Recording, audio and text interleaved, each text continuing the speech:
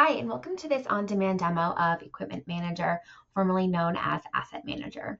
To get started with this module, I'm going to actually bring us to the admin side of things before we talk about the data entry component. So underneath admin, you will have the setting for equipment turned on.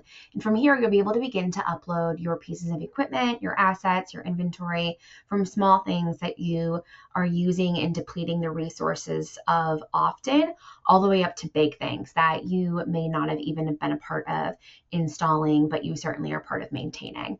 So the first part of equipment management is to upload the equipment types. So you're able to go over here and upload different types of equipment and categorize it by the type of location, or by the type of equipment that it is, and then also by the location and the facility that it's assigned. You can see here I have lots of different options that I've already inputted, and I'm able to disable those if any of them ever come offline. You can go through here and add different types of equipment types. So if I didn't already have something like Band-Aids, I can add that here, and then I can apply it to as many of the assigned facilities as I have access to as an admin. Likely your admin is going to have access to your entire facility suite, but depending on what their clearance is, you'll be able to have them adjust this based on what shows up for them.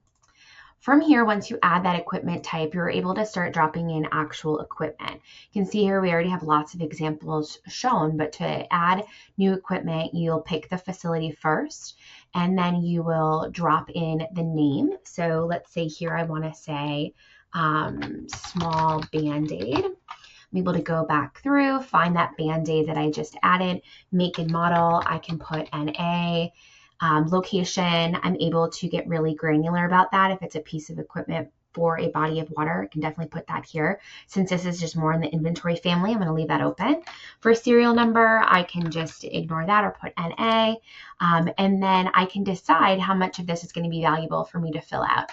For something like Band-Aids, I'm not going to necessarily need to spend a lot of time putting this information in, but I might want to put in the vendor because I order those a lot. And then I can also put in the vendor information. And I can decide kind of what else I want to put in here. And then I'm able to add any photos that I'd like and then save and exit. If I'm adding more of a bigger piece of equipment here, like a pool vacuum, then you can see here I'm going to want to fill this out quite a bit more. So I can go back in and I can put some information. I have my serial numbers so that I can be aware of any reference documents and warranty information that I need. I can put any of my internal equipment numbers that we might use. I can log the information as far as when this was purchased, and then if the install date is different, I can keep track of service dates, the estimated lifespan, when my estimated date is going to be for replacement as a result of that. And then I also can put different information here and fill this out as comprehensively as I want. The more information that I have in here is obviously going to benefit me in the long run when I change over. We have different folks that are in charge of operations or ordering or budgetary reasons, but it's also really nice to try to get as much of this information as I can in one place so that way we have a resource where we're able to put all this information. You'll see at the bottom here that we're able to have associated checklists and related documents and equipment images that we're able to upload here. So I'll show us those next. Before we go to those different items, I do just want to point out that you are able to go back in here and edit these things as much as possible. So as you're putting in different information here, you're able to go in and edit this and adjust it. You're able to add a different additional paperwork. You're able to upload different care documents and warranty documents, reference documents, anything that was going to help you maintain the product and also be able to take care of the product as you go. You also can pull out the information about the product in a asset sheet here. So the more you have filled out here, the more comprehensive this assets sheet will be when you pull it out. Like all of our other modules, you're going to see at the top, we have lots of different filters for you to be able to go through and kind of find the information that you want.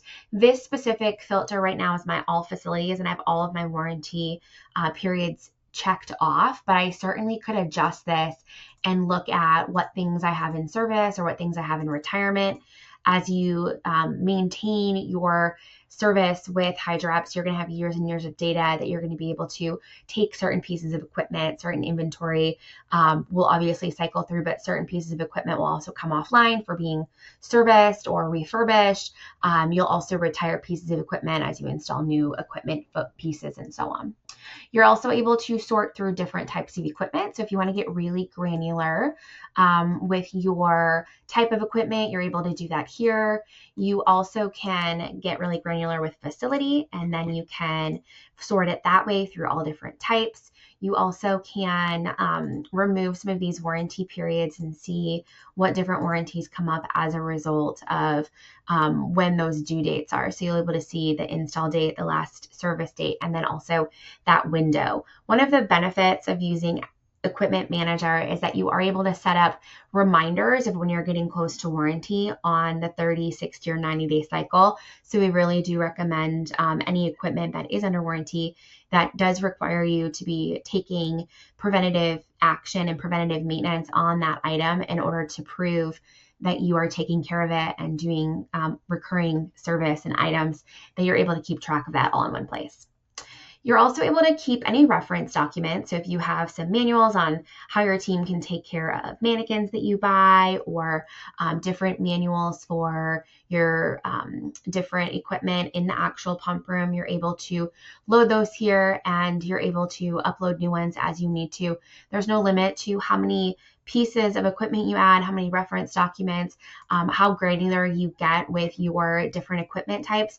We see a lot of people use this across their entire organization and just classify the area or the operational zone that they're using that for, whether that's aquatics or if it's facility maintenance and so on. You're also able to create checklists, and these function a lot like Facility Manager checklists, but you're able to create these just as you would the ones in Facility Manager. You're able to edit these and update these, and then you're able to assign them to actual pieces of equipment. So this here is my diving board monthly checklist. I've assigned it to my actual piece of equipment, which is my Duraflex board over at my Mercer Park Aquatic Center facility. You can see in here I'm able to see what my sections are, just like I would be able to with Facility Manager, and I'm able to check my questions, see if I need to make any adjustments. I can add additional questions and so on. For a frontline user, this means that this is how our lifeguards and our pool managers are generally going to interact with this portion of Equipment Manager. They're going to be able to go in there and do checklists. I also have some checklists around my pump and motor. If I have a life filler installed, I can create a checklist here. The options are really endless for how many checklists you can have. Having winterization checklists, having deep cleaning checklists and things around different pieces of equipment, so you can keep track of how often you're doing that, is definitely recommended.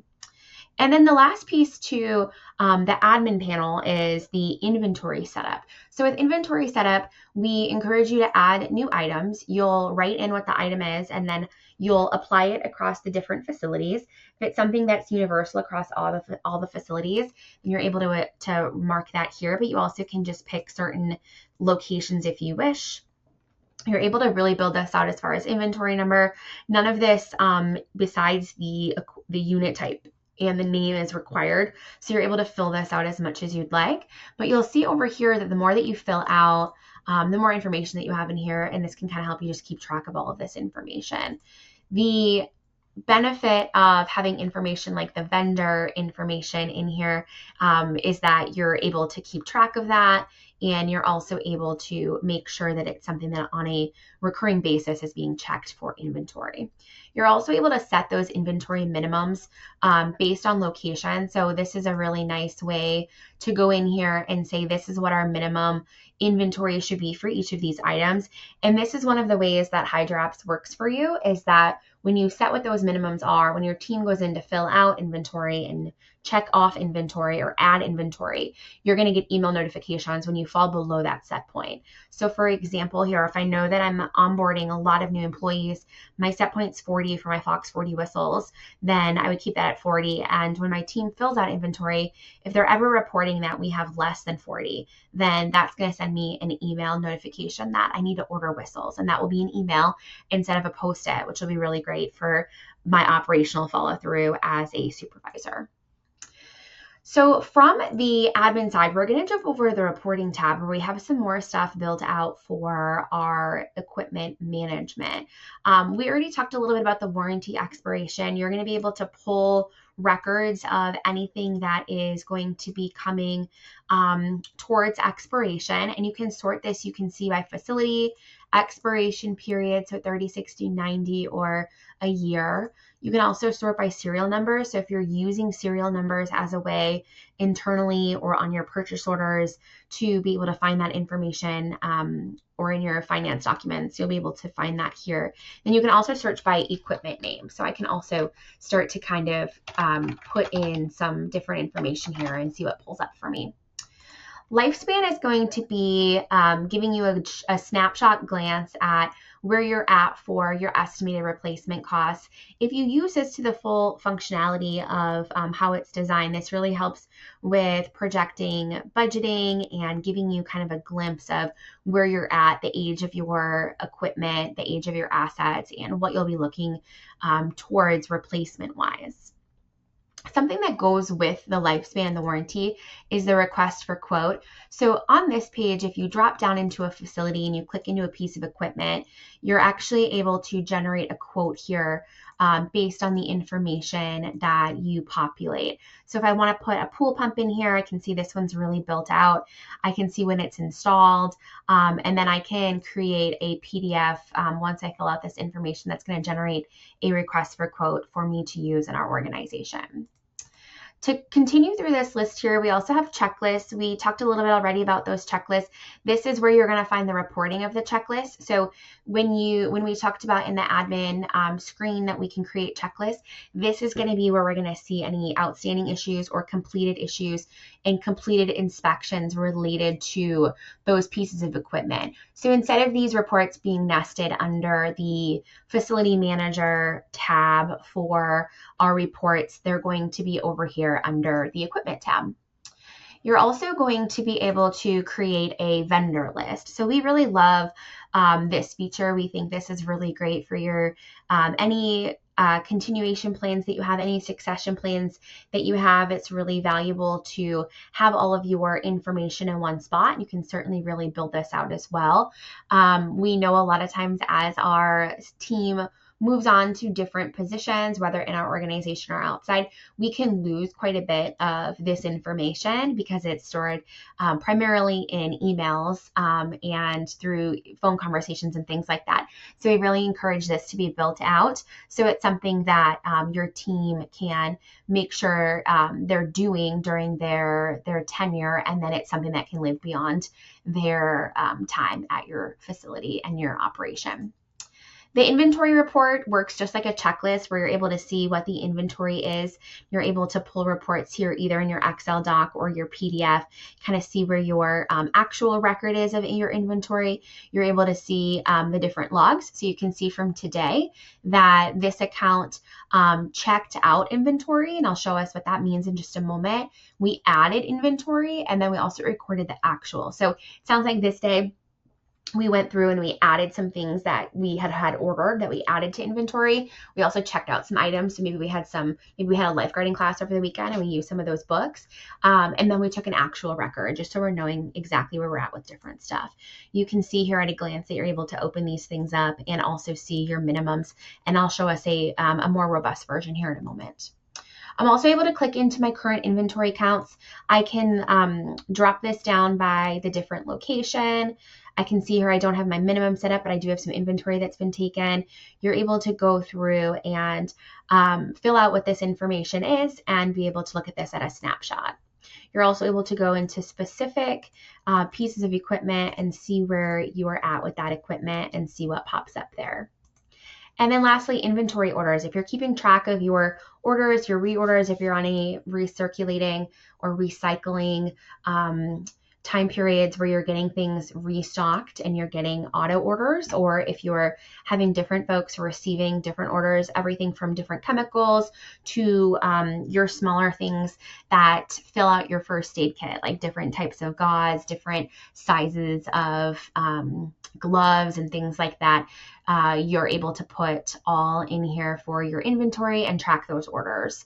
My little anecdote here is that I would pre-order so much stuff before our big summer busy season. And oftentimes I would forget where I was in some of that cycle, even though I had checked off that we had ordered more whistles or more t-shirts or more lifeguard tubes. So this would be a really great way to keep track of that and not make that same mistake where you might double order things and be a little bit behind in your budget allocation and not realize you'd already had spent that money.